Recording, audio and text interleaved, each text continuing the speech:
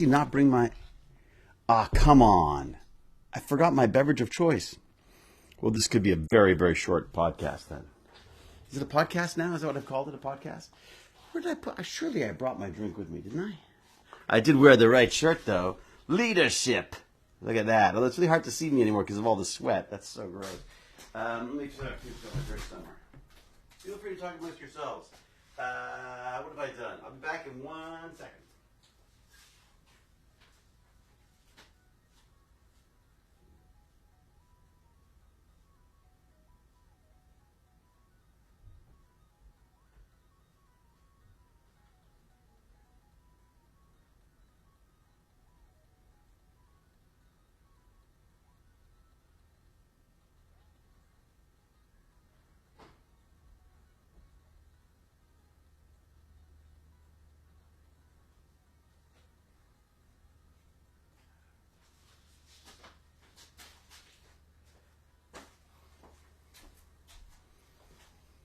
I bet you're all wondering where I am. How are you, Gopher Fluffernutt? How the heck are you? Yeah, I could not do this without a drink. My tongue would be cemented to the top of the roof of my mouth if I continued to. So, how are you, Mandy? All right, let me pop up the chat from my little YouTubers. My little YouTubey bunch. Man, I struggled today. I was thinking about taking a day off because I'd done my 30 days in a row. I thought, I've done 30 days on this Concept 2 rowing machine thing. Maybe it was time. Maybe it was time for me to take a break. And then I was like, screw that. Can't do that. I'm way too obsessive for that. So I've decided to go and do. I just did like 35 minutes today. I cut it off a little early because I was just, oh my God. We saw the best concert last night. We went and saw Weezer, who were extraordinary. Sci-fi nerds would have loved it because it was all very sort of sci-fi Weezer nerds. But I gotta say, I'm completely in love with the Flaming Lips. The Flaming Lips are just absolutely wonderful. Just a great, great concert to see, and I cannot recommend it enough. If they're coming to your town, get yourself the tickets because they are. It's a spectacular concert. It's just absolutely amazing. Of course, I'm worn out though today because I had like no sleep. So late night, early morning, dog walks, things to do, wonderful chats. I had a great chat with David at Force Dynamics. Wow, yeah, they got some very, very cool stuff going on, and I'm hoping I can sort of share some of their stuff with you at some point. But I'll get their website so I can at least send you in that direction. There we go. Force Dynamics. Yes, check these folks out. I think you're going to love it. Think about the possibilities of this kind of stuff. So I had a great chat with David, who is definitely one of us, a wonderful nerd like us, and obviously really loves this stuff, and I'm really excited to see what he comes up with. Okay, I better go to YouTube and get my chat from there because I do tend to forget that we have a separate chat going for that too. How do I find my own? Okay, I find my own channel, view my channel. Oh, look, I'm live. What a strange coincidence. Happen to be right here. I don't want to see my miserable, sweaty face, but I do want to see your little happy chats. So let me get that sorted. Been having some really weird internet problems again today too. So I don't know if I suddenly freeze up, you'll know that it's because I don't know, there's a rodent in the system or something. Actually, speaking of which, I want to run another cable. Maybe I could talk one of the kids into just keeping an eye on me while I'm up there drilling holes in the wall. Yes, it's a drizzly dark UK. It's a pretty drizzly dark. Look, I mean, pretty grim out there too, I got to say. Look at that, It's been sort of raining on and off today. I'm not going to complain because I freaking love that weather. Oh my God, well done, Rebel Time Lady. Raised $3,000 on our charity stream yesterday. Well freaking done. I hope it was for a great cause. Row, row, row your Hewlett gently down the machine. That's it. That's it, Randy the Magic Man. That is literally what I'm doing. Rowing away my life. Hello from Portugal. Wow. I've never been to Portugal. Sounds like a nice place. From the UK. Yes, where I hope to be back soon. Hello to you, Tempest. Jeff. Yeah, Cottonmouth. I just have to...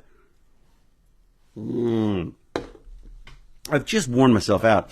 So yeah, concert. Of course, my wife somehow managed to get some crazy box seat tickets. So we got to sort of stand and look down at this massive concert, and it was kind of amazing. It was really fun. Baz was really excited about it, and I think he was quite eager to see Weezer because he plays some of their songs on his bass.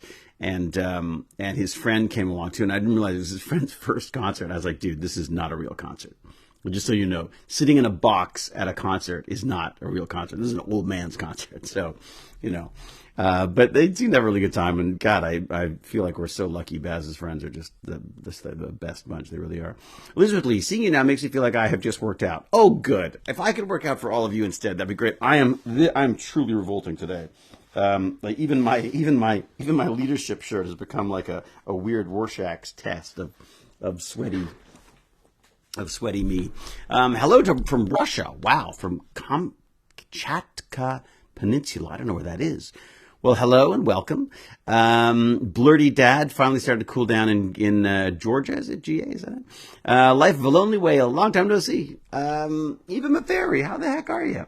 I don't think I've been in the stream for over a year. Glad to see you're keeping up the exercise. I'm not sure I'm keeping it up, Lonely Whale. I think or even Maferi. I think it's more about just I have revisited again.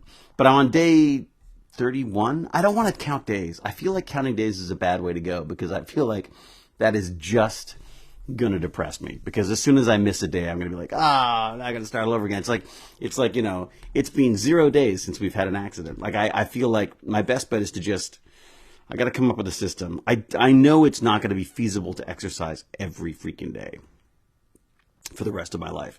But I'm a little bit of a completionist on these kind of things. So things to talk about. This Pegasus book. Oh boy.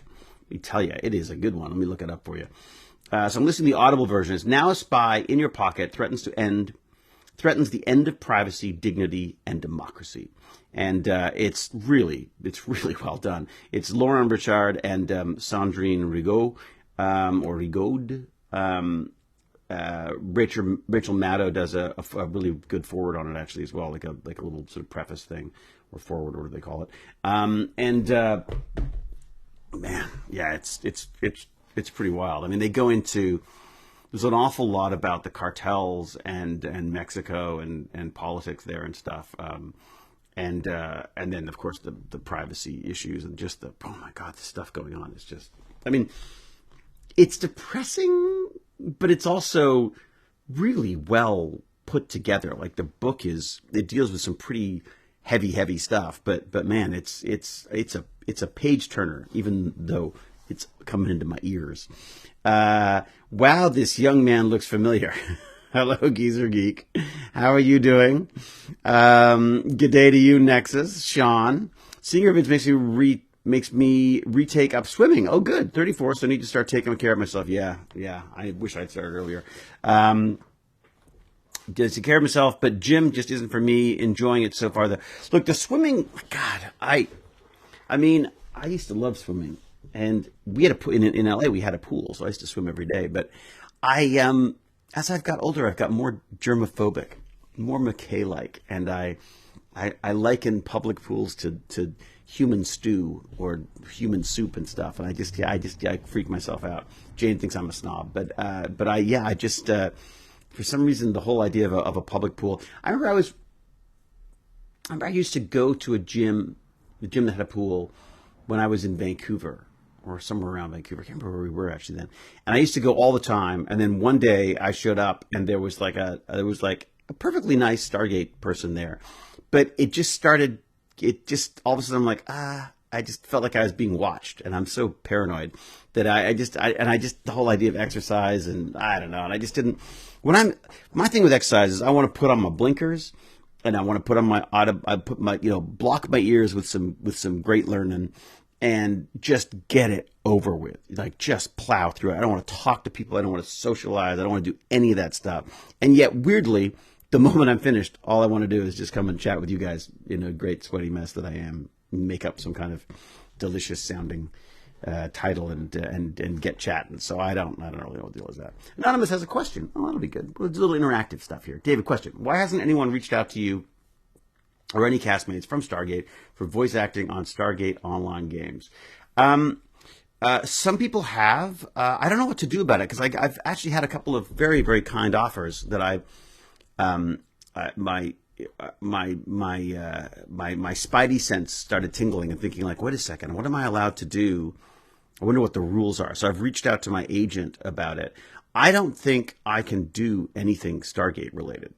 In fact, I basically know that I can't do anything Stargate related. I think like my t-shirts and stuff, I think are okay because they're, you could call them fan art or whatever. It's what I've made them up. They're not just straight, straight off of another merchandise or something like that. But they would probably, if it started making a lot of money, I imagine MGM would have something to say about it. But I like to keep them sort of not obviously obvious. Well, they are obviously Stargate stuff, I guess. But I don't know. Anyways, I feel like I'm willing to leap that shark when I have to. But if I start performing as McKay in something, I'm not allowed to do that because I don't own the character. I don't, and the franchise. I mean, MGM is so litigious about this stuff. MGM now, Amazon or whatever, but I still think MGM still manages a lot of the stuff anyway. So I do worry about that. It's weird though. Like I just saw Jack Jasra was showing me there's these, like, I gotta say, not particularly classy looking Stargate like Lego ripoff stuff showing up recently, which I guess is being vetted by the MGM folks. There's some stuff there coming out. There's like there's a ZPM, which I thought, like a Lego ZPM would be really cool. And I looked at it, I was like, I don't know, that's really not particularly that exciting to me. They've always been really weird about their merchandise. It's like do they cheap out on their merchandise? I don't know what the deal is, but there's rarely really good merchandise. The best stuff is made by you guys. Like that, the best stuff I ever get from Stargate related stuff is from you. Let me show you. I'll show you this one, which I think, this is the the Stargate Atlantis replica. This box, everything about this was done. Like it's a one-off, basically. I think he did like maybe one or two of these, and it's gorgeous. I mean, look, it is this whole. I wonder if can I get you a better angle on this? Maybe I don't really have a really good angle on it, but wasn't not really set up for an unboxing. But I mean, look at this. Look at this. I don't know how much of you can see. I should just double check on my own feed here. Make sure. Let's see what happens if I can make sure that I can see what's going on. Let me see. I'm going to go live part. There you go, because you can see what's going on. Okay, so I mean, everything that this guy has done is. It must have taken him forever, and it's all dusty, which I feel terrible about. But I got nowhere else to put this stuff. So. It's like the Apple. It's like he's gone out and done like the Apple version of. Let's see, wait till I've got it all lined up properly here, so you can actually see what's going on. There you go. Sort of see it. I feel like it's got to be even lower, doesn't it? Let's get even lower on this. But it's just. I mean, the way he's put this together is just extraordinary. And there's a little DHD, I don't even know how to use this thing. Is it still got any power? I don't think it's got any juice in it. It's got no juice in it, kids. But yeah, I don't know if you can just see the detail of this.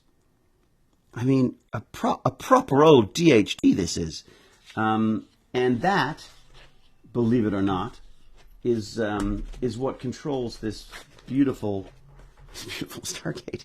Like the Stargate literally dials up and lights the way it should, and it doesn't even stop there.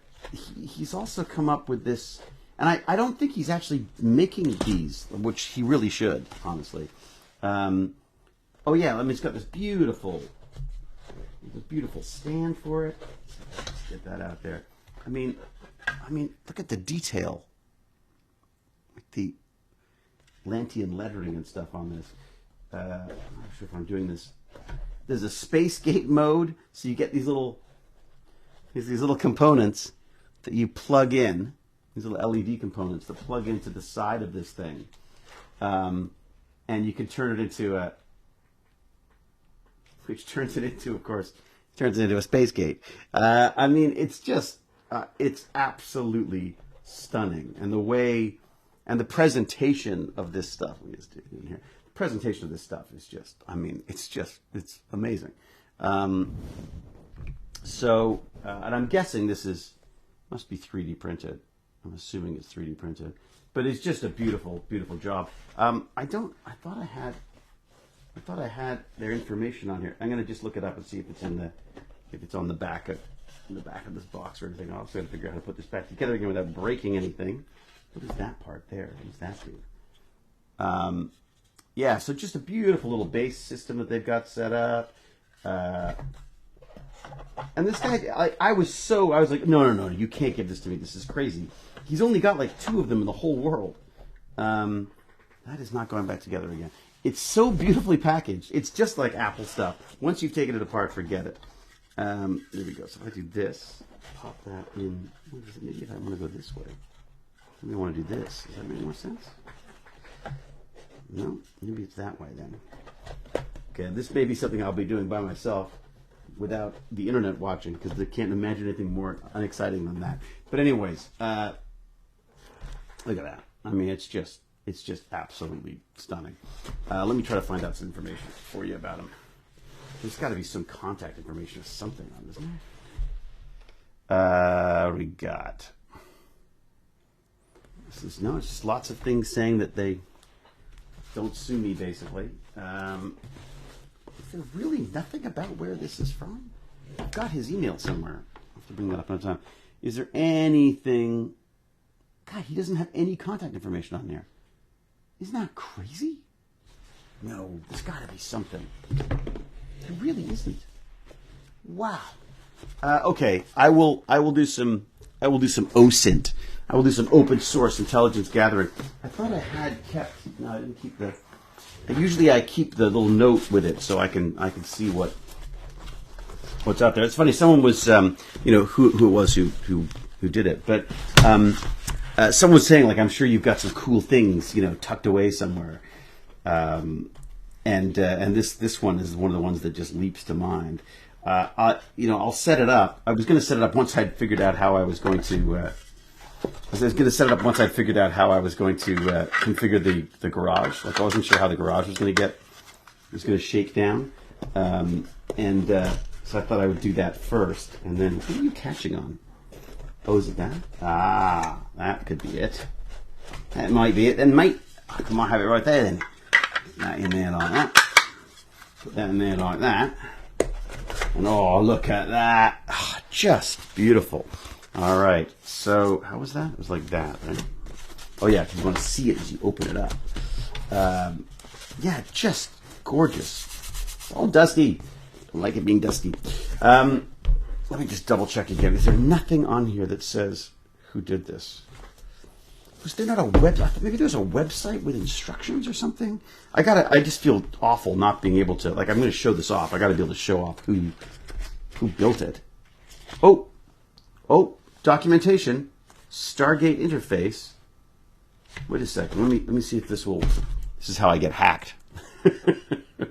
There's a little barcode here.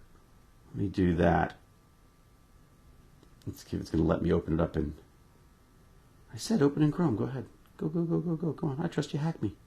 Nope. I do not want a new 3D printer. Well, I do want a new 3D printer, but that is not what I'm trying to do here. What have we got here?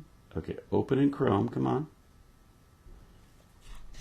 All right, let me cut and paste this into the chat, and then you can have a look and see if you can convince this genius to do some of his own, some selling of his own. Because my God, I mean, I would buy that. Oh, it's a ForgeMark Git IO. Oh wow, this is the. Oh my God. So there you go. So this is how you can control it with Bluetooth. I mean, it's just extraordinary what these guys have got to do. Is there any information about them at all on this?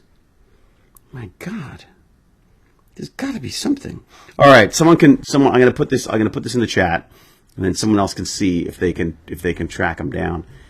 or if someone knows who I'm talking about, let me know. So this is just the ForgeMark GitHub.io.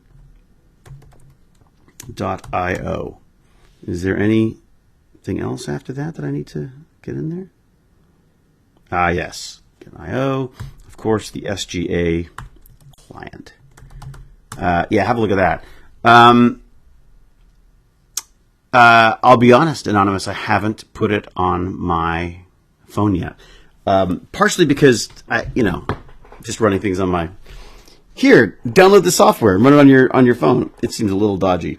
It doesn't if you've bought the toy for yourself or the collectible for yourself, but when it's just handed to you by someone at a convention, it seemed a little sus. I have the creakiest chair. Okay, so as I slowly collapse in a mess in front of you, I will get back to the chat. Just the best Stargate merchandise that I have ever got is all stuff that's being made by people out there who watch the show. One of my greatest losses was this beautiful, absolutely gorgeous pop figure that someone had done of McKay with a little hand-painted ZPM and everything, and it was just amazing. I got it at where was it? It was at whatever it's called, the Dragon Fest, DragonCon, yeah, DragonCon, and I had so much stuff to bring back. I just couldn't. There was nowhere for me to pack it, and I was scared it was going to get crushed. So I asked them to ship it to me. And they never did. It was my handler was supposed to ship it to me, and it never happened for some reason. I wish Target was bigger in merch area. It's a bummer. Yeah, it's weird, isn't it? I mean, that's a good look. I knocked her, and I think that's a great reason for us to make our own stuff. Like, you're a fan of something. The idea of making your own fanware, I always used to love doing that. We used to make our own like Mad Max T-shirts and stuff when I was a kid. I have got a real sort of soft spot for that stuff. In fact, I was talking to some 3D designer folks over the weekend, and one of the things they pointed out that there's software now to design your own clothes. Now I don't have those kind of skills. I'll leave that to Rainbow. Rainbow's got the brains for that stuff. But I was sort of fascinated by the idea that there was software that was specifically designed to let you put fabric on models and see how it falls. And I thought, at the very least, what I'd like to do is recreate my T-shirts in this 3D software so I could do some fun little animations of them, and you can sort of see what they look like. Also, just for myself, I find it difficult to gauge the placement of logos and stuff. I find very difficult because you just, until you're sitting there in front of a mirror looking at it, it's very difficult to know how it's going to sit on the T-shirt. So I thought I would try to do some 3D models of that stuff as well. So boy, I'm really using the thread. I am so freaking tired. I'm so sorry. Today, not going to be a terribly exciting one because I am going to be partially brain dead. Let's see if I can get to the chat and you guys can wake me up a bit. Hey Cal, how are you? Wow. Olaf Pixel Knight. Hello to you, Olaf Pixel Knight, first time chatter. I recently rewatched Stargate Atlantis. Remember how great it was. You don't have to remember. You have to watch it again to remember. You don't carry that with you every day. Such a shame we never got the SGA movie. I just want to say that your acting in the episode you had a brain parasite was brilliant. Thank you very much. I'm very good at playing distracted and lost. It's a skill of mine. I think this is the gate. Really, Paperclips thinks they found the gate.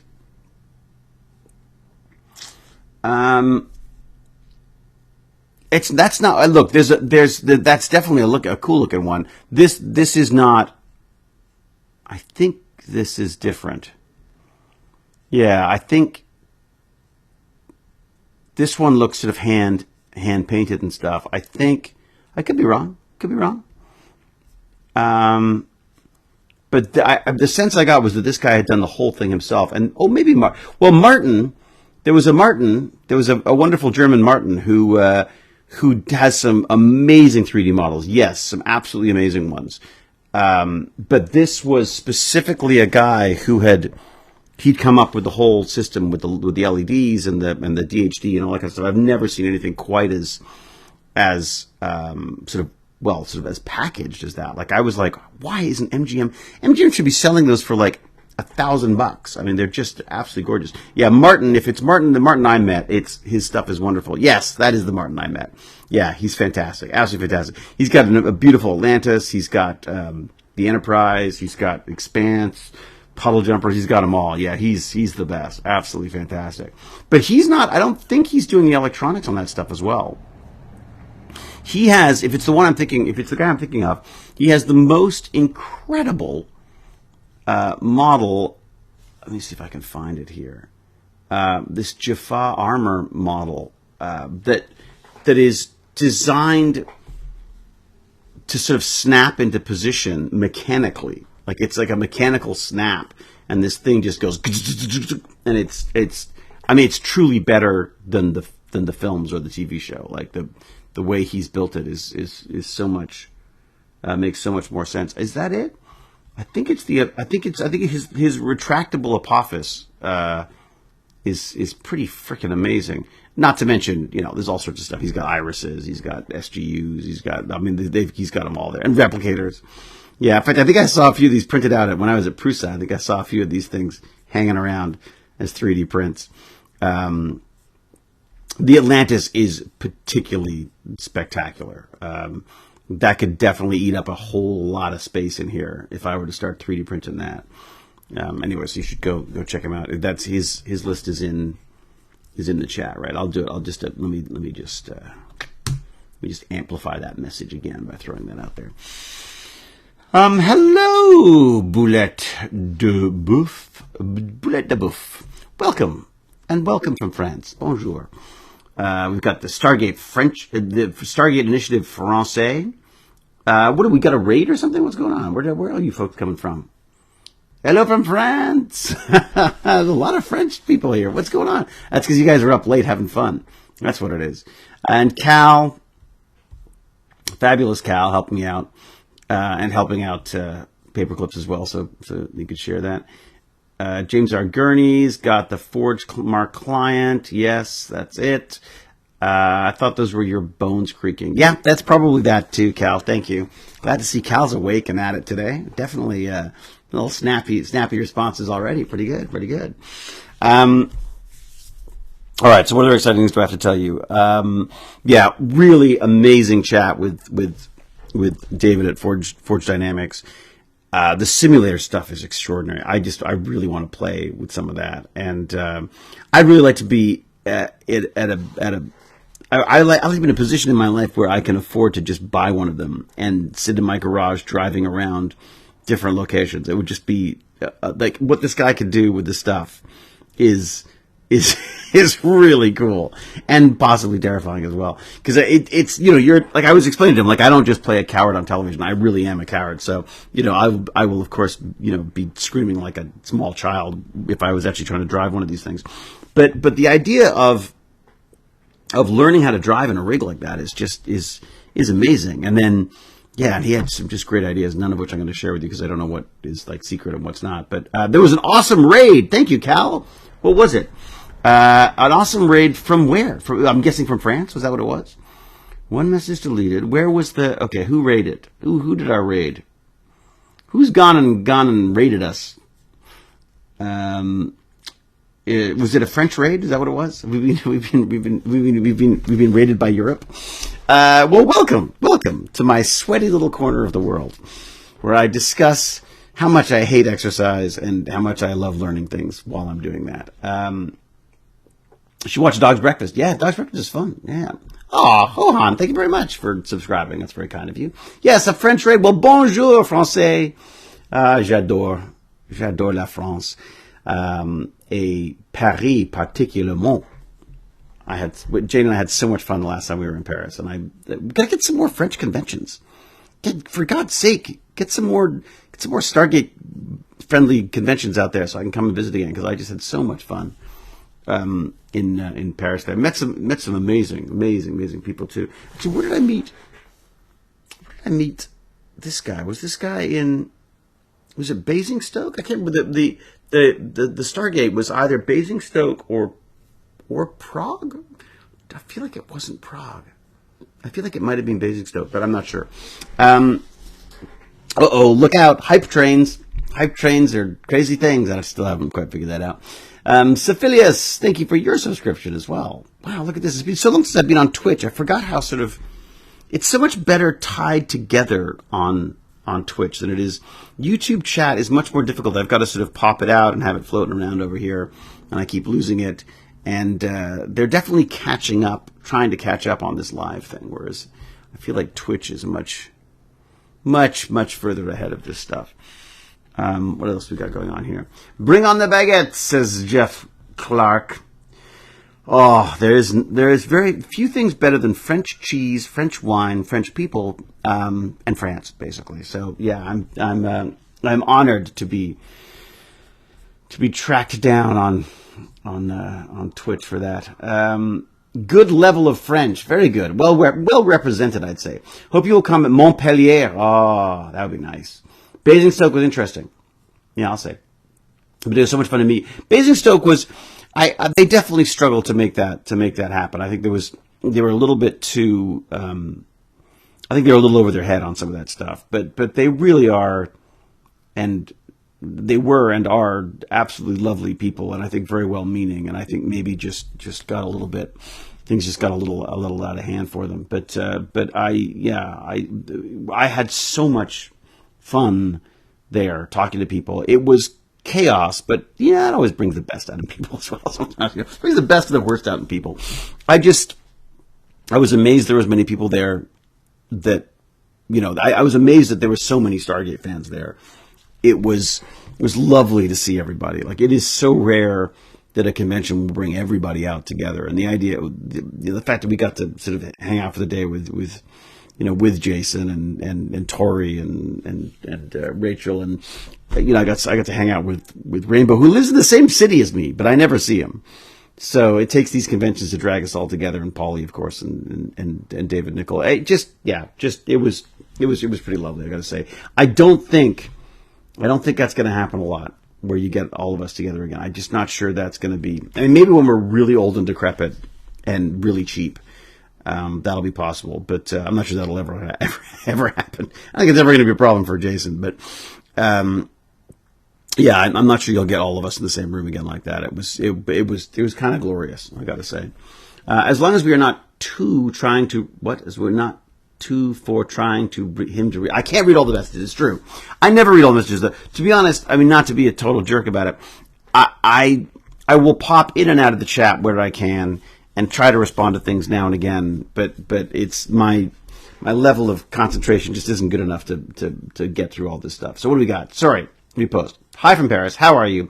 Just discovered you live. Oh, discovered I live. No, I'm live. Oh, good. Yeah. Discovered I'm still alive. I'm still alive. Hi. Little question I have. Mainly, know you for Stargate, but what other movie show are you proud of and recommend for us to watch or discover? Oh, that's a good question. Wow. I hate most of my stuff. Like, I don't generally watch the stuff that I'm in. Things that I'm proud of, that I like. I was very proud of C, and it was really, I did basically the last season of C with Jason, and that's some pretty fun stuff, I gotta say. That was magical times. It was sort of Stargate. It reminded me a bit of Stargate, not the show, but just that wonderful sort of camaraderie feeling of being a part of something so sort of big and exciting, and so definitely C is definitely worth checking out, and maybe Cabinet of Curiosities, another one. It was a friend of mine. I worked with Vincenzo way back when on Cube. There's a ton of stuff. I usually find myself enjoying most of the things I do. It's hard to recommend one thing over another. I definitely check out Cabinet of Curiosities and check out C. I think you'll enjoy those. And then I got a new one coming up. Actually, I started doing this series called Mistletoe Murders, which sounds so cheesy, and I was so unconvinced when it first came to me. I was like, come on, are you kidding me? It's like a Hallmark thing with it. But you know what? The script's really good, and I get to play like a total jerk again, which is really fun. So you check out Mistletoe Murders as well. It's another fun one. So Cube was fun, wasn't it? So Cube is getting a re-release. So Cube I don't know if it'll actually get, and how it'll get released, but there is now a 4K version of Cube, which I love because it's 4K version of me when I was young and I had more hair. So it's really nice to have a really high definition version to prove that I was once young. Maybe not attractive, but certainly at one point I was young. Splice is good. Yeah, I mean, there's a bunch of stuff. I mean, where I got to sort of flex, I get to flex and get to really do some fun acting stuff. I think that's sort of few and far between. And I feel like fun stuff to sort of, I think people who watch Stargate might enjoy the C stuff because I'm playing basically an evil McKay, and Cabin of Curiosities it's just a nightmare. It's a wonderful nightmare, and basically anything that Vincenzo Natali does or that Guillermo del Toro is a part of is generally worth being a part of, and I thoroughly enjoyed that as well. Oh no, James Earl Jones, really? Oh God. The Dinosaur Dave. I just watched Dinosaur Jr. last night, by the way. That was the first band that opened up, just rocking out. David, did you see that someone posted a clip onto Reddit? It's from season 4, episode 1, and just has the scene with you, Joe, and a few others without sound effects or music. It's weird to see how you experienced it filming. Oh, interesting. Actually, funny story about that. There was, talking about cybersecurity and everything. This book I'm reading now, this Pegasus book that I'm reading right now. So it probably was season 4 of Stargate where they were freaking out because somehow, dun dun dun, somehow someone had stolen what we would call the rushes. So basically, you film something and you get presented them in a format. In that time, it was DVDs. The producers and the writers would get given DVDs that they could look at and they could see how things were being shot, and so they could maybe catch things that they wanted changed, or basically just got to laugh at us, and make fun of us.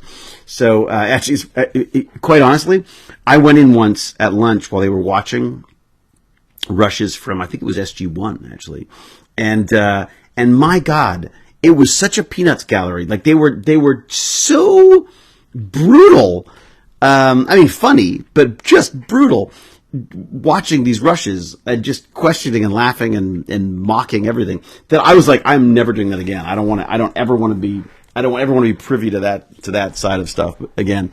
But so I didn't really look at them, but they were freaking out because somehow these unfinished just clips of what we would be shooting had found their way to the interwebs. And I was like, they're like, we've got a mole, we got to lock it down, we got to hire security people on. And I literally walked up to the recycling bin, and I opened the recycling bin where all of the DVDs that they'd looked at would end up getting tossed. They wouldn't break them, they wouldn't do anything, they would just toss them into the recycling, which would then get wheeled outside, out front of Bridge Studios, where many a happy nerd, I'm sure, was thrilled to go through the garbage there. I was like, you're the leak. You're all the leak. It's coming from inside the building. I mean, and that is the film industry in a nutshell, because we're the worst pirates. We are the worst of all pirates, the film industry, because we're constantly sending, demo stuff out, or rough cuts of movies to each other, or, screeners for festival submissions and all this kind of stuff. So we're probably responsible for half the freaking piracy that's out there. And in this case, I just thought it was very funny that there was this unedited material was getting out onto the web, and it was just coming straight out of the recycling bin. There was no one had to hack anything or steal anything. They just wade through our garbage. I used to love dumpster diving. Like, for talking about open source intelligence gathering, to this day, it's like, in the where are they now category, it's like McKay is in your garbage. He's looking through the trash. I love trash. Like, I'm a trash bandit. I absolutely love my geek trash runs. I'll go out and try to see what people are throwing out. They're always throwing out really cool stuff. I'll bring them back. I'll either fix them or break them more, or take them apart just to see how they work. I mean, there's all sorts of stuff. I got Roombas and little Wise cameras and stuff. I love garbage. I'm like Oscar the Grouch on that stuff. But for gathering information, I mean, wow. I mean, there were back in the good old days, or the bad old days, back in the Commodore 64 days. I remember like going to Radio Shack and looking in the dumpsters behind Radio Shack, because they would throw out old manuals and stuff. You find all sort of old trash 80s stuff and sometimes even just like products that got broken, and I guess they didn't ship them back. They just tossed them out. So I found all sorts of cool stuff in there. I should do some more dumpster diving, actually. I should do videos on dumpster diving and probably get arrested. Here we go. Actor from Stargate Atlantis was arrested today while pulled out of a dumpster. How are you, Cal? Thank you again for your generosity. What's going on? What have I missed? Kelkut is gifting subs to everybody. Holy crap. Well, thank you very much. That is very, very kind of you. Thankfully, Cal is here to be my guardian thanker. What else we got going on? First time chat from Gamer. Oh my God, there's a whole bunch of first time. Dumpster diving. Isn't it fun? Gamergate Daniel. Dumpster diving is just, it is, the one person's trash is another person's treasure. It's all treasure to me. I love it. My wife says that of all of my foibles, and I have a few, as you can imagine, of all of those foibles, the one she likes the least is my trash stuff. I mean, I have boxes of Dungeons and Dragons books. I have, as I say, Roombas. I have old computers. I have old PC consoles. I just, a bit of a hoarder, I guess. And I'm slowly trying to sort of whittle it down, get rid of some of the stuff, because there is a fair, I mean, it can get a little much perhaps, but, I just love it. There's just so much stuff to play with, I mean, my excuse used to be that I was bringing the stuff in for the Tech Bandits to take apart. I'd love to do the same thing again. I just don't have the logistics. I need to get like a pickup truck or something, a system of carrying the stuff. Because I used to do my tech autopsies, as I called them, at the local school. I just threw everything in my big orange cart, and I would just take the little rover, and I would just wheel my little cart to the school. It was like maybe a 10-minute walk. But now that I'm working at the community center, it's a little further away, and I have to take subway and stuff. So it's just not tenable anymore. But I'd love to do some more of those tech autopsy things, because it's so much fun. You just watch kids like taking apart, especially old printers. Oh my God, they loved old printers, because it's a big ugly box until you take out a few screws and pop off a couple of those plastic shells, and then you just watch these kids go like, oh my God, there's a whole world in there. Like, it was just very, very cool. All right. Arcus the Chaos Bringer. Wow. That is a name to live up to right there. Finally, I've managed to get one of these live. It's been a while now, but it's great to see you and David Nickel. He's fun, isn't he? At Armageddon Expo in New Zealand. Yeah, I just got to... That was Jane made that happen. Jane was there doing some film stuff, and just like literally just called them up and said, you want David to come to one of these? And so we jumped onto that. Thanks for the video you did for my dance friend. Oh, very good. Good. I brought him to where it was filmed and loved it. How was the expo for you? The Armageddon stuff is so much freaking fun. I just love it. Any excuse to get out there.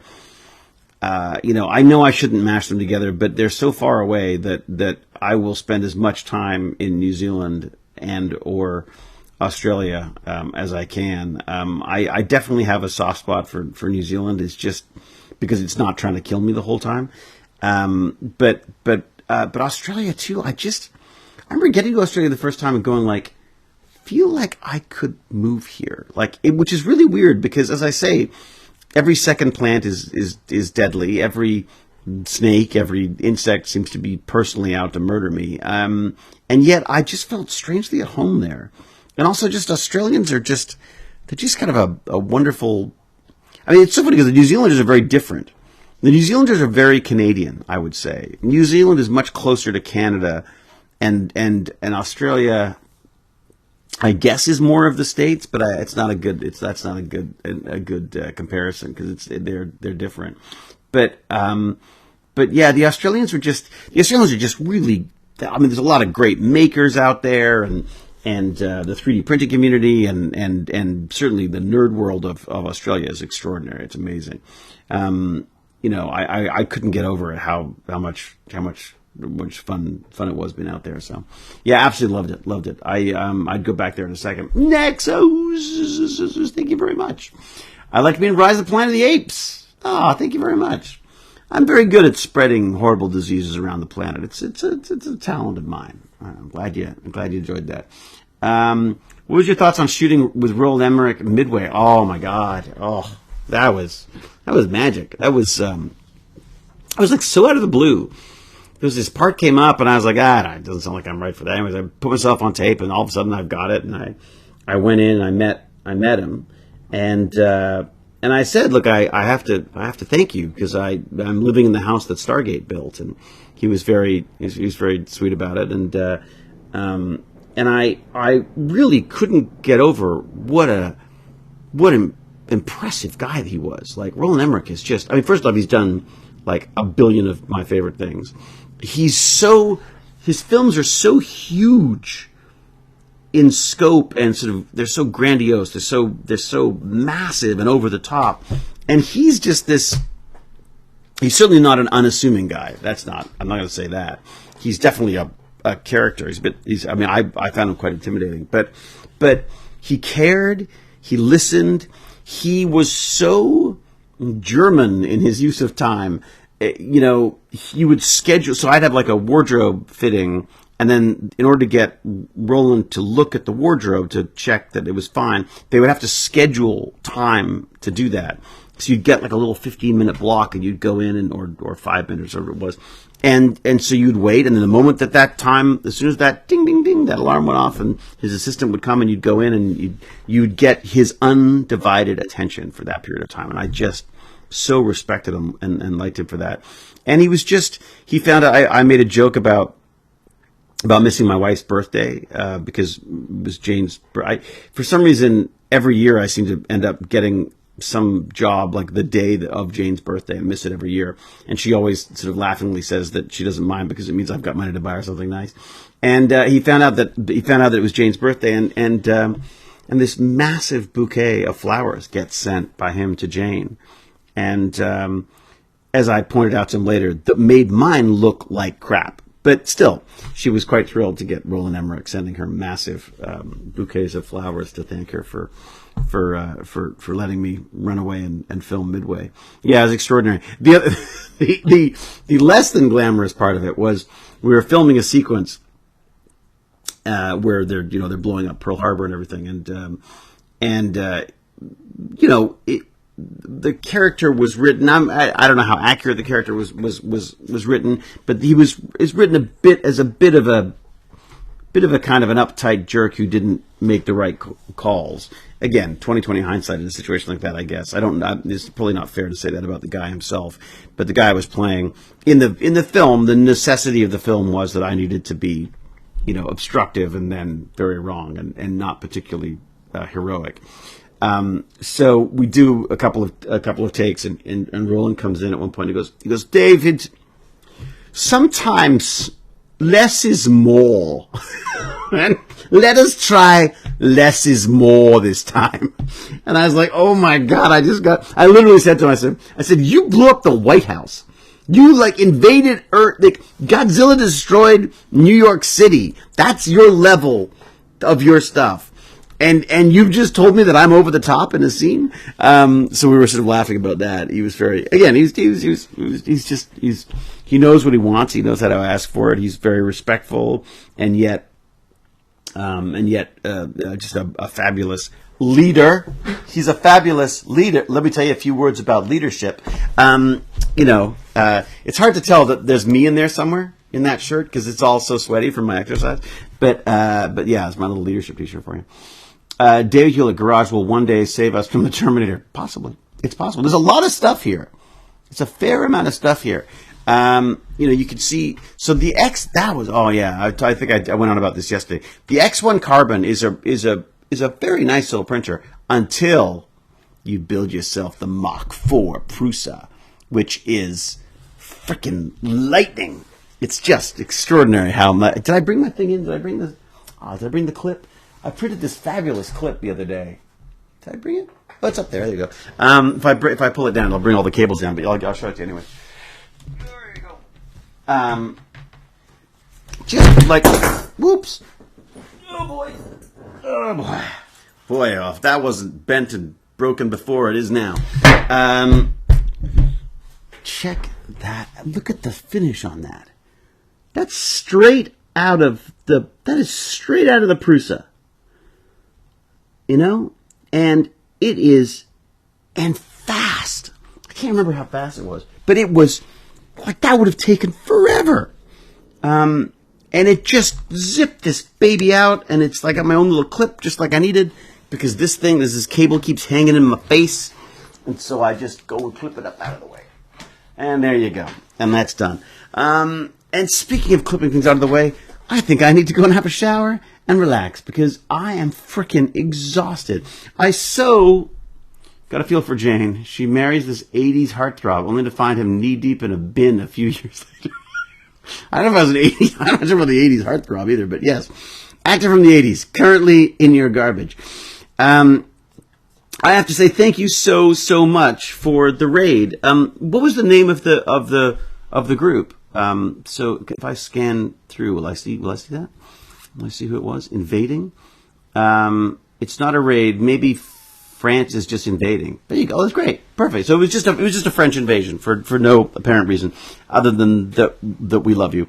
Well, bonjour, merci, and yes, je suis très what would it be? Je suis très jolie? No, is that pretty? Is that right? Did I just say I'm very pretty? I don't think that's particularly terribly bad either, but it makes me very happy. How's the Stargate tarot deck idea coming along? Isn't it? Oh my God, Tina, Freckled Dawn. I forgot about that. You know what I'm going to do? I'm going to put it in my little bullet journal. I'm going to write that down, and then I'm going to put it in my phone, and then I'm going to put it in my... I have to write things down like 50 times now in order to get anything done. But I've taken to... I don't know why.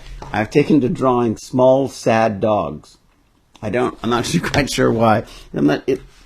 Small, sad, slightly angry huzzah dogs is what I've taken to drawing recently. I'm not really sure why I'm obsessed with that, but that's what I've been doing. Maybe I'll put that on a t-shirt. Okay. Stargate. Now what we're going to say is Stargate inspired, so then we don't go to jail or copyright prison. In Stargate inspired tarot deck. I think that is a fabulous idea. Not because tarot decks mean anything, but just I've always liked I'm a card fan. I love my cards. At some point, I've got to wheel in my giant coffin of Magic the Gathering cards. I got to do something with it. I wondered about. Someone was saying that you could do like an online auction for cards.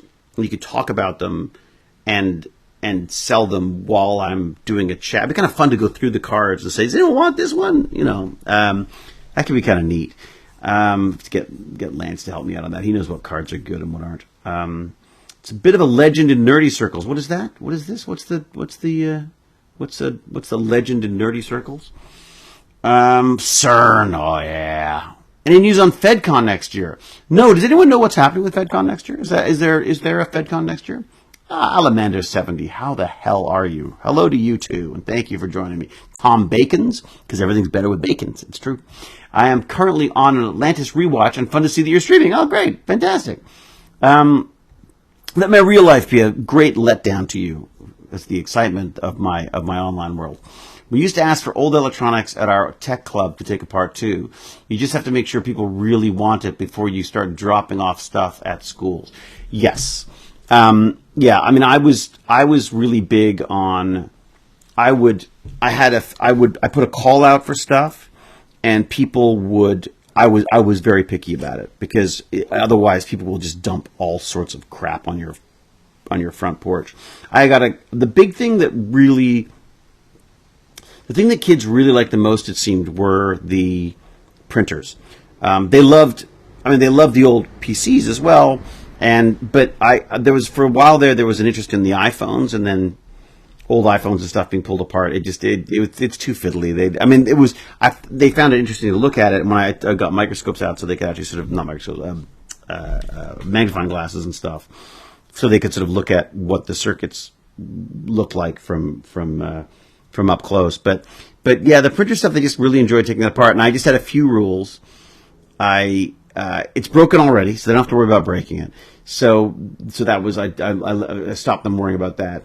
I said don't stab anything, because first off, I don't want them stabbing each other. I also they said you can do anything you want. I was like, yeah. I said it's yours to take apart however you see feel fit. And the first thing a kid did was took a laptop screen and shoved a screwdriver through it, and just glass went everywhere. And I'm like, okay, let's add one rule about that, and let's go with that. Let's go with the idea that perhaps we shouldn't stab anything. And the other thing is, there's always one more screw.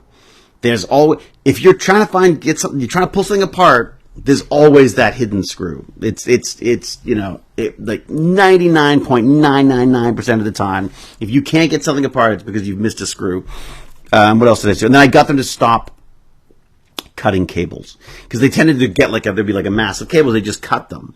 And I was like, well, let's just see if we could trace it back, and just to make them sort of spend a little time with it, and maybe be able to pull out a component that they could identify. And it was always fun trying to get them to try to figure out what it was. So you'd pull apart a printer and you'd go like, okay, so what do you think that is? And they're like, oh, and they go, oh, look, there's a plug thing that goes, I guess that must be the power. It's got to be the power. Or that's the brains. That's the brains. And sometimes they were right, sometimes they weren't. And often, sometimes I was right, and sometimes I wasn't too. So we just looked stuff up. It was great. I just absolutely loved it. Mork the Dork, how are you? Mork the Dork, the man, the myth, the legend. Well, nanu to you too, my friend. Thank you for coming by. Hello, viewer. Did you know Amazon Prime gives you a free subscription on Twitch? But what's going on here? It's a Nightbot thing. Oh, look at Cal. Cal's been doing some work. Okay. Hello, viewer. Did you know Amazon Prime gives you a free subscription on Twitch for you to give to your favorite creator? But Cal, why does David deserve my free subscription, you ask? Don't ask Cal. She'll tell you I don't. He doesn't, I say. I told you. He doesn't, I say. But if we keep him busy streaming on Twitch, he won't be out trying to destroy the world. So don't think of subscribing to David as a choice. Think of it as your duty to protect the Earth from the evil doings of a mad, sweaty scientist. Cal, you're a freaking genius. You're a marketing and literary genius. That is fantastic. Ladies and gentlemen, Cal. Let's just round of applause for Cal. Fabulous Cal. Everyone should go subscribe. Cal, why don't you do something? Why don't you do some streams or something? You're way more interesting than I am, and you've got a way better sense of humor, and your writing is wonderful. There is FedCom. Yes, it's happening. Okay. The CERN shelter for computer mice is a bit of a legend in nerdy circles. The CERN shelter for computer mice. Interesting. I may have to look that up. That really is brilliant, isn't it? Honestly, Cal, you put us to shame with your writing skills. We did an audit of random stuff that people had donated, and we found radioactive material. Oh, that's what radioactive material? You know what? They probably, you know what they did? I bet you they brought in fire alarms, smoke detectors, fire alarms, that kind of stuff. That has trace radioactive material in it that I guess they use to detect particles and stuff. So I could do it. As long as it's a hidden screw and not just a plastic snapper that breaks off. Oh yeah, no. We get them too, but I figure they're going to get broken anyways, Hank. That's happening. Hank Williams. It's 'cause engineers hate us. Engineers don't hate us. Engineers are too busy being nerdy like we are. I recently moved, and the amount of random screws I came across in the old place and the new is crazy. I never throw screws out. I've got boxes and boxes of screws, and I remember being so sort of resentful of the amount of boxes of odd bits and pieces that my late father-in-law had, and I totally see myself doing it now. I totally see how you end up there. You just, you've got a lifetime of finding little things and putting it aside so that you could use it later, and never finding it again. And I'm so jealous of this. God, I've been watching what is his name? He's this part cyborg guy. He's got a little thing, a little eyepiece. I can't remember his name. But he he does his organization is it's like he's created like a search engine for his stuff. He's so meticulous in how he organizes stuff that he can find things because he's got little drawers for every single type of little screw he's got and stuff. I just, yeah, it's amazing.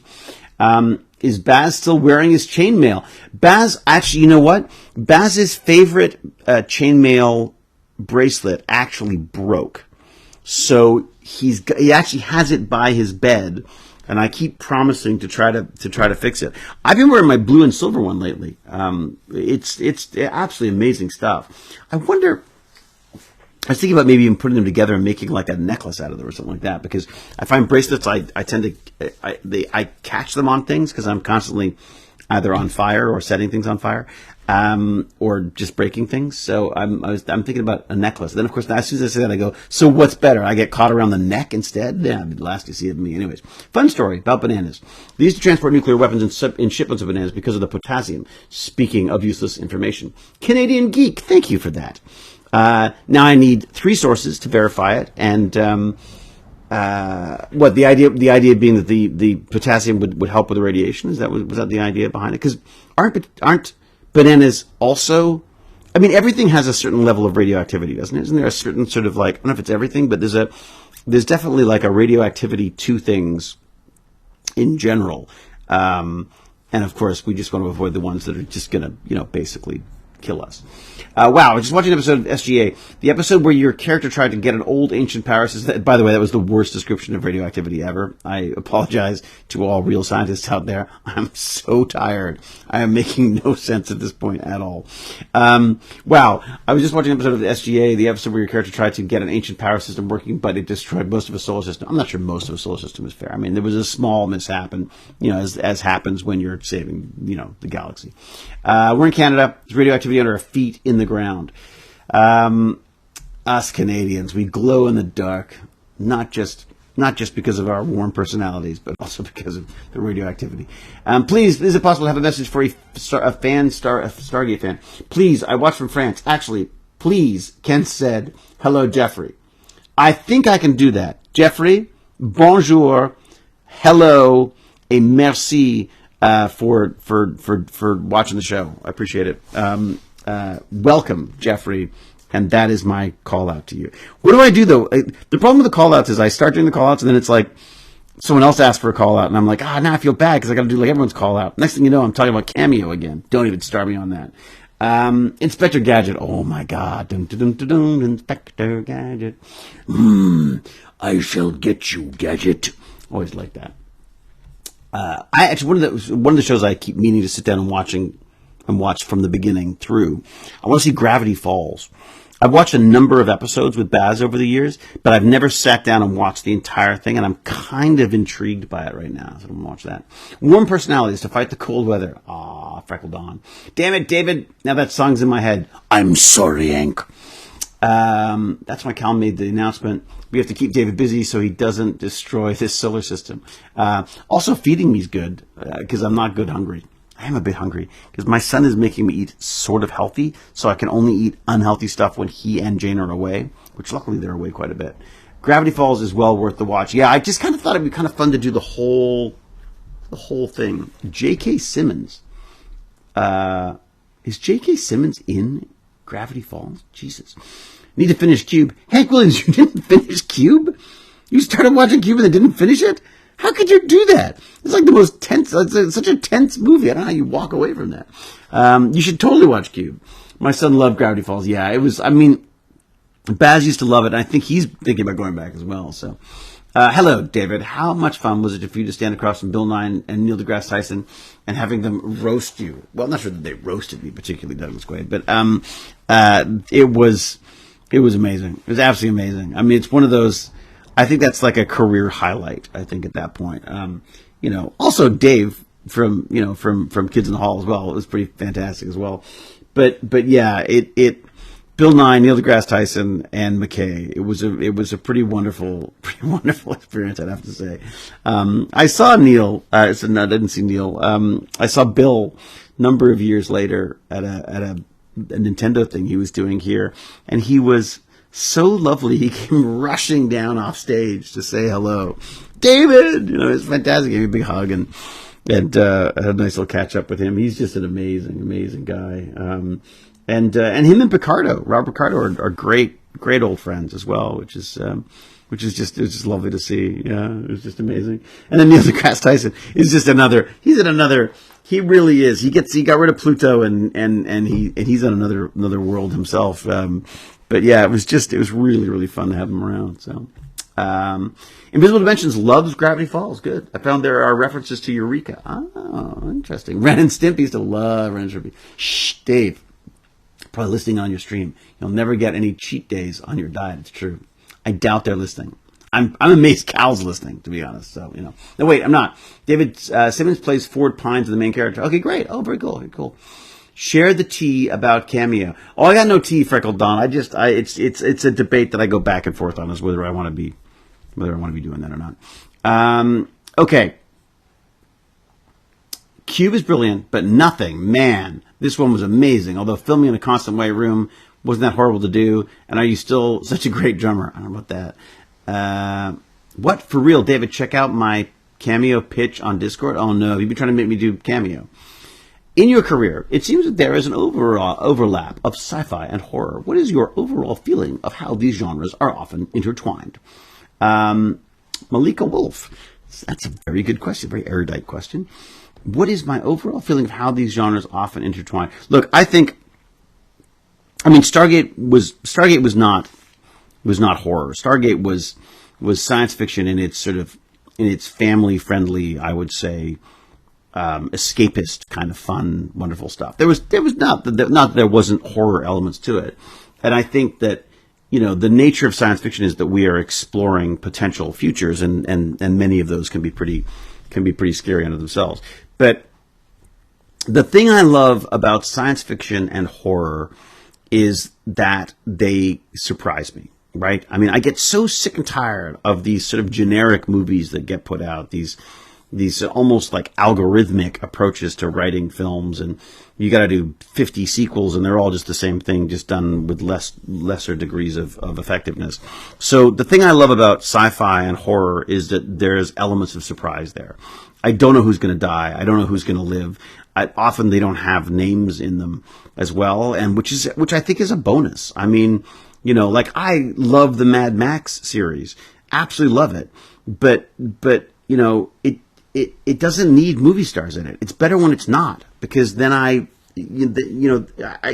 just feel like, yeah, I feel like I want a story that isn't already sort of like weighted down by preconceived notions of who people are and what these characters are going to do. Like I think the nice thing about horror is it plays with genre. I think science fiction has the ability to do that as well. Science fiction is a weird one though, because science fiction, I think, in a way, I mean, they're both hard, but science fiction, I find a lot of science fiction gets too enamored with all of the techie stuff, and loses focus on character, because the character is so much. I mean, look at Stargate's a perfect example of that. Like Stargate, I think, was successful because there were these wonderful characters along with the science fiction, right? I mean, I think with just the characters, just the sci-fi, I don't think you've got something. When you mix them together, man, that is one spicy meatball. That's the way to go. And again, like I say, I watch a lot of horror now because I just want to not know what's going to happen. You know, I'm often surprised by how bad they are. But it's always a wonderful feeling when you find like some little movie that's doing something wonderful and new, or a TV series. There's one, I think I've recommended it before, but check out Drops of God. Drops of God is based on a manga. It is the most unlikely show for me to watch because it's about wine tasting. But man, that is a beautifully made show, and it's a combination of French and Japanese and American, and it's just and British, and it's an amazing mix of stuff. And I the reason why I throw that in there is because it's not really horror. It's definitely not horror, and it's definitely not sci-fi, but it has a very weird feel to it. Like there's a way of doing, a way that they've made it that has this weird dreamlike. I'm not a big fan of fantasy stuff generally. I don't generally like fantasy stuff on film. I find it just feels silly. It feels sort of like, a little arch Dungeons and Dragons kind of stuff, like a little bit too much, like dress up theater. So I don't generally like that stuff. I prefer more pure science fiction. I love space-based science fiction. I love sort of like mind-bending, genre-bending sci-fi stuff. Not a huge fan of time travel. I find time travel problematic in both films and in science. But it's just it's funny. There's a genre now of sort of I guess horror / sci-fi now where it's basically like Groundhog Day, but basically time loop stories now. Like literally, it's like a genre within genres. This like time loop, and I find that very difficult. But when it's done well, man, there's a really fun film. I'm not sure where it was made out of, but it was at Fantasia. Was it Fantasia this year? I'm confused now, but and I think it was called Penalty Loop, something like that. And it's kind of, I almost don't want to ruin it. I don't want to tell you too much about it because it's a really fun concept. But it is definitely this time loop concept. You wake up every morning. I mean, basically, I think I'm not ruining anything. I say he wakes up every morning and then murders someone, and that is his loop. And it just goes in some very unexpected directions. And I found it was just a really cool movie. And it's kind of neat that they've gone like, okay, this is now a type of film. Time loop is now a type of film, and so they've sort of that takes out a lot of the grunt work of trying to explain everything and why it happens and all that jazz. It just goes great. It's a time loop. They got to figure it out, and it's kind of fun to watch. I certainly found that was a fun one. Depends on how it's written. The movie Looper is an example of great writing. A poor example would be any Marvel movies. Yeah, I mean, well, I think there's a lot of lazy writing around time travel stuff, and I think Looper was a beautiful film. Flawed. It was definitely some issues. I had definitely some issues with Looper, but again, I just want to see people trying something different. I'm happy to watch a bad film if it's just trying to do something different. I mean, I will accept a lot of that right now. Little indie films that try to punch above their pay grade. I mean, like that stuff excites me now because I'm sick of watching huge, sloppy, lazy, predictable crap. There's just so much of it. I mean, not to name names, but let's just say I've canceled my Disney subscription because I don't want to watch any more shows I like that. This Marvel stuff is out of freaking hand. So yeah, I mean, but that's me. I'm a grumpy old man. I guess I'm supposed to be grumpy and old. I'm not supposed to like that stuff. That's for the kids. Kids back in my day, we only had one Star Wars. Now it's like you got a job on Star Wars. Wow, which one? You know what I mean? Like it's just, I don't know. It bothers me a bit. Looper didn't make any sense to me. All right, I'm not going to go into that. I'm not going to start debating the intricacies of Looper. BDS Empire, hang on, got to shoot a big blue laser into the sky so you know the Doomsday Machine is active. Oh my God, BDS Empire, that's literally what my son used to say. He said, okay, great, at some point, somewhere in the city, there's got to be a giant laser firing up into the sky and the same looking aliens. Oh my God. Now, look, that's not to say that there aren't great Star Wars movies or there aren't great Marvel movies. I'm sure there are. I'm sure there will be. I've enjoyed a lot of them. I mean, I loved the early Iron Man stuff. I absolutely loved it. And Star Wars is problematic for me because I feel like I only liked the ones I saw when I was 10. You know what I mean? Like I liked those three. And even them I had problems with it as a kid. Those freaking Ewoks drove me crazy. I mean, I definitely, I want to be lost in the Star Wars world. Like I want that escapism. I want to really just lose myself in it. I just can't. I just find they just feel like marketing tools to me. Now, That said, I liked Rogue One. I liked what was the other one? It was Rogue One, and there was another one I liked. Han. I liked Han, or Solo, or whatever the hell it was called. But again, I'm just not a big Star Wars fan anymore. Like, I don't think there were elements of Star Wars I loved as a kid. I just don't feel like it's for me anymore. Like, I just don't. I tried. We watched Mandalorian for the first season, and I enjoyed that. But, you know, Gimpy G will kill me for saying this, but that freaking little baby Yoda was cute once, and then get the whatever. Anyways, okay. Star Trek. Oh, Battlestar Galactica. I loved the reboot. Loved the reboot of Battlestar Galactica. Although I hated it when it started. I didn't like the pilot. I didn't like the setup. I was like, this is stupid. And then I sat down and watched it, and properly sat down and watched it. And Jane and I were hooked. I loved it. I mean, we just went back, watched the whole thing, and just absolutely. I loved that. I loved X-Files. I loved. What else do I love? I like some of the big stuff that's out there. Does anyone watch Bad Monkey? That's really fun. I mean, it's a mystery series, but it's really fun.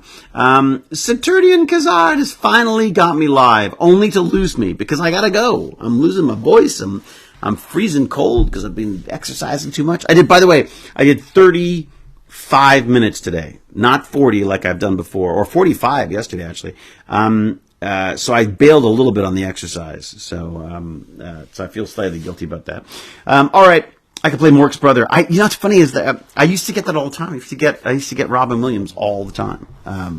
There was just something about our facial structures that were very similar to that. And also, Quentin Tarantino's the other one. But that's because when you get the chin like that, that's when it becomes, Quentin Tarantino becomes like that. That's yeah.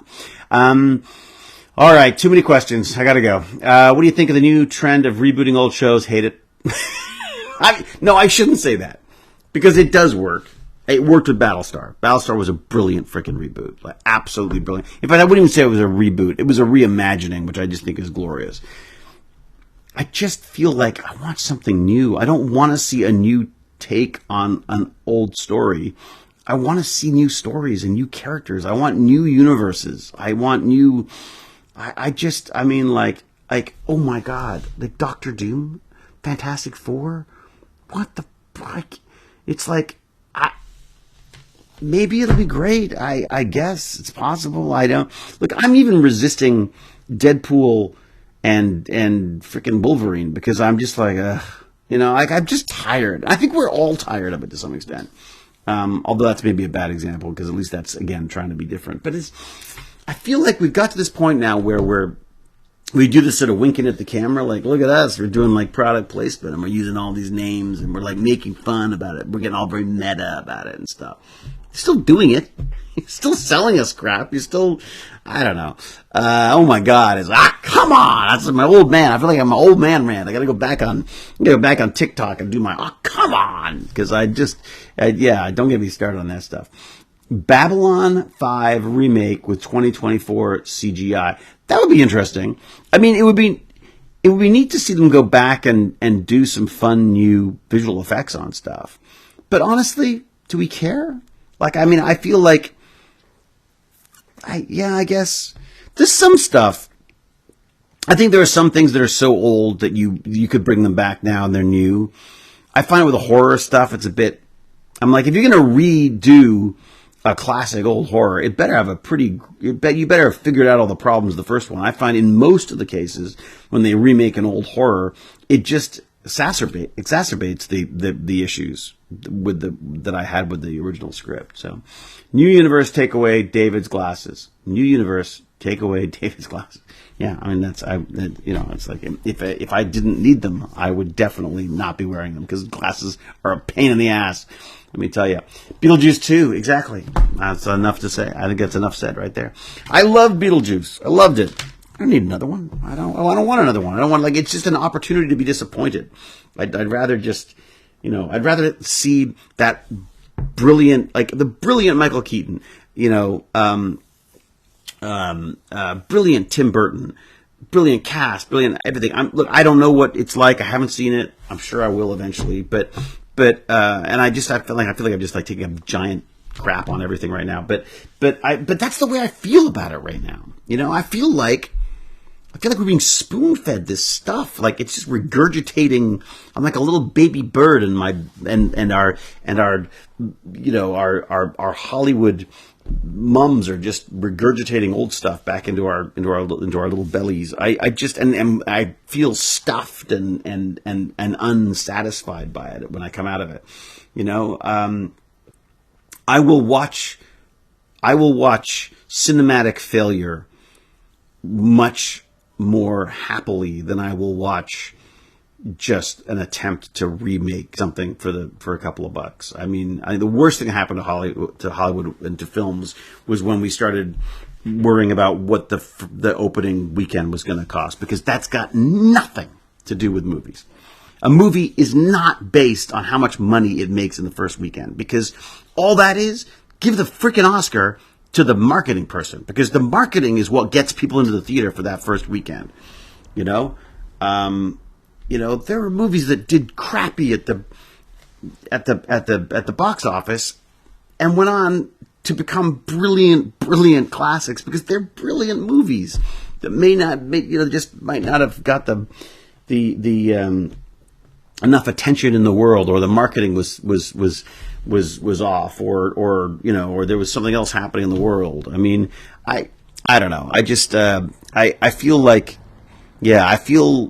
the big films have become product, and I don't want product. I want stories. I really want stories. I want to return to stories. You know, that's the stuff that really gets you. Anyways, all right. I'm closing up. I'm wrapping it up. Star Trek Strange New Worlds is a great reimagining of the original series for a new generation of fans. I'm sure it is. I mean, for a new generation of fans. But look, I'm so weird because I've always considered myself a sci-fi nerd. And, I talk to sci-fi nerds, and they're all into these shows that weirdly, obviously loved the original Star Trek. I loved TNG. I was a TNG fan for forever. Not dressing up or anything. I would come back to that, often. It was sort of fun escapism. Doctor Who, I was a massive Doctor Who fan. But again, it all just feels a bit commoditized now. Like it just feels a bit like I'm watching a franchise now instead of being told stories, and maybe this is part of maybe this is just part of getting older as well. It's just you start, you've seen it all before, right? I mean, and they're also, to be fair, as I say that, I realize they're not making this stuff for us. They're not making stuff for me, anyways. They're not making stuff for 50-year-olds, 56-year-olds, 60-year-olds, where the hell I'm going to be. They're obsessed with making stuff for young kids who don't go to movies. That's what's the irony of the whole thing is. They should be making movies for us that we want to see, because we're the only people who go to movies. Like, kids can be dragged screaming once in a while, but that's about it. Anyways, we got to figure it out. I would love to see. I love going on YouTube and watching little shorts. Lots of these. This is some really cool short stuff that people are making out there, because there's nothing, they got nothing to prove except they just want to tell a story. You know what I mean? I think there's a lot of people who go into making movies to make movies, and then there are people who go into movies to tell stories.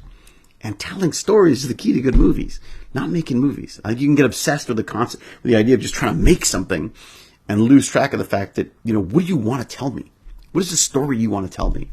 And I feel like we're obsessed with, like, what are they going to see? What are they going to see with this movie? Instead of, what do I want them to know? What do I want them to learn? What is the story I want to tell them? Like really good storytelling. It's becoming a bit of a lost art, I think. And I also think it's not a focus, right? I mean, we're not talking about, I don't think Hollywood is now talking about Hollywood is not talking about telling good stories now. They're talking about, like, finding audiences and hitting demographics, and they talk about IP. It's an intellectual property. It's content. I think that's a difference. I'm both. It's funny. I've been talking about this recently quite a bit, but I'm both incredibly frustrated with the film industry and really excited, because I feel like we're at this point where I don't think it's sustainable to keep making these films that we've all seen before. I could be wrong. In fact, I'm sure they'll continue to some extent. And I'm not saying that the film industry is going to collapse. There'll be no movies. I'm kind of hoping, though, that we're going to be forced to go back to being smart and having to use, our budgets wisely and be forced into making these happy little accidents that make for exciting stories. At some point, there's only, at some point you're like, I've seen that alien invasion 50 times. I've seen the blue light. I've seen the things flying in. I've seen the weapons. Let's figure out the story now so that when that happens, I care. Because I think that's what makes a big difference. I mean, think about that there's that massive Avengers movie and they're fighting and the city's being destroyed and for some reason, as always, you kill one of them and they all drop dead. Just the stupid usual stuff that's happening. What are the things you remember from that movie? I'll tell you one of the things I remember the most is Hulk hitting Loki. It was freaking hilarious. I could just the place went crazy. Why? Because that was a character choice. That was like a fabulous little character-y thing that could be done that has so much more impact than the effects surrounding it. And I think if we could just start concentrating on that again, what a glorious amount of amazing films would come out of that. So there you go. That's it. All right, I gotta get out of here. Do me a favor if you want to help out. I appreciate the subs. I appreciate you being here and all. It'd be wonderful if you wanted to get a T-shirt or two. You could be a leader like me. Leadership. I got a bunch of like Stargate inspired T-shirts and stuff and some nerdy stuff. If you want to go check that out. Where do they get that from? Is there like how do I do that? I guess I should look up my little merch thing. What the heck? Someone just threw £5 at me. That's real money, Saturian. What the frack? Is there a chance for you having your voice in my amateur sci-fi movie in the next 2 to 3 years? I can tell you more via email if you're interested. I'm always interested. I'm terrible about getting back to people. And like I say, I have been checking with my agent recently about stuff because I just don't know what I'm allowed to do or not. But I'm David I. Hewlett at gmail.com. And I have a bunch of stuff. I actually got a bunch of people I got to get back to because I reached out to my agent about it and I haven't got back to people about it. But I'm always up for stuff. But that said, I'm not promising anything because I'm also old and grumpy. You have a great day too. Thank you, Paul. What else? Paw Prints from Australia. Of course, from Australia. That's one of my fabulous favorite places. All right. Loki touching the arc reactor on Tony's chest. Yeah, it's just little things. It's just fun little things. It makes a huge, huge difference. If you had to play the role of McKay again, would you do it? What kind of question is that, Roxanne? Of course. I loved it. I love playing McKay. I miss that guy more than you guys do. All right, get out of here. I was going to put a link about the T-shirts, wasn't I? Let me see if I can find. Let me find some way of you finding those things too. Tab. Let's go find myself. You know what I'll do? I'll just send you all to Tech Bandits, shall I? TechBandits.org. Go check it out. Go check out the shop. Pick up a little T-shirt and help me buy a coffee. There you go. Stargate Designs. Yes, we've got yes. Cal's got the wonderful little shortcut for Twitch and for the old YouTube folks like me. I'm going to pop it in there. There you go. If you want to check that out, that'd be amazing. All right, everyone. I'm getting cold and tired and hungry and miserable, and I'm railing against the Hollywood industry while still at the same time being strangely excited about it as well. I feel like where there is this kind of turmoil, there is also opportunity. And I think I'm really hoping that there may be. Well, look at this. This is a new space to tell stories. I'd love to figure out how to tell some stories on this. It'd be pretty wild. One day, when I was a small boy. Actually, speaking of stories, that's something I really want to do with Lance at some point. I have Gimpy G walk through some of his life story stuff because there's some fantastic stuff there. That's a podcast I'd listen to. All right, get out of here. Until we geek again, I will say cheerio, huzzah, and be brave, be kind, and be brilliant. And I'll see you back here when I'm horribly sweaty and I've just learned something again in the near future. Thank you all very much. And France, I love you. Thank you very much. That was a wonderful surprise. And Cal, Cal, whose writing skills are freaking amazing. Huge thanks to Cal. Big thanks to James R. Gurney, Gimpy G, of course, and hopefully I'll be talking to you all again soon. So I'm out of here. Cheers. Bye. I'm going to sleep now. I'm so tired. I'm also going to look up radioactivity so it'll make more sense when I say it next time. I'll talk about it next time. Somebody find out who that is, who made that Stargate thing. If you wouldn't mind, and if you are that person, let me know, because I'd love to give you the credit where credit's due. I'll look him up. I'll do a little OSINT of my own and see if I can find out who it is. Ciao bella. No, that is not French, is it? Bonne nuit. Bonne nuit. Bonne nuit? Bonne nuit? I guess that makes sense. Good night. Yeah.